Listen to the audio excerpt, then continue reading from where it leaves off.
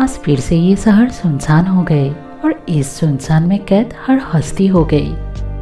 आज फिर से जिंदगी महंगी और दौलत सस्ती हो गई। कुछ भी समझ नहीं आ रहा है क्या करें और सभी कितने मजबूर हो गए।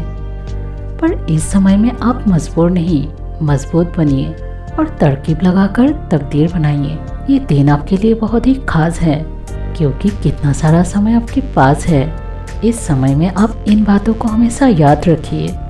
लोहे को कोई भी खराब नहीं कर सकता, पर उसका खुद का जंग उसे खराब कर देता है।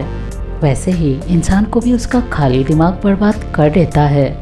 इसीलिए अब इन दिनों में अपने दिमाग को खाली मत रखिए, कुछ नया सीखे और कुछ अच्छा पढ़े। और इन्हीं दिनों में आपकी कोई भी बुरी आदत को छोड़ने की कोशिश कीजिए और आप अपनी एक गोल सेट कीजिए।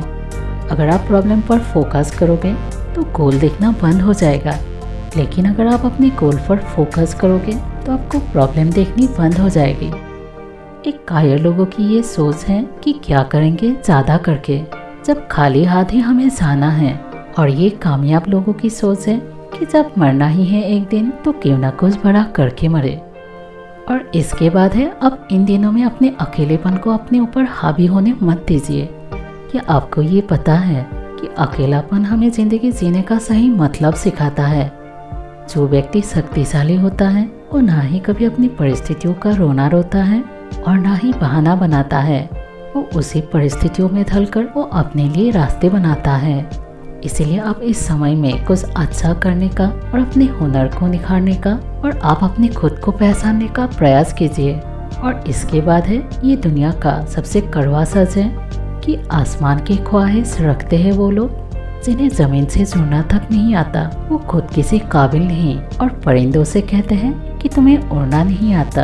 आप हमेशा अपने विचार ऐसे रखिए कि आपके विचारों पर दूसरे को विचार करना पड़े।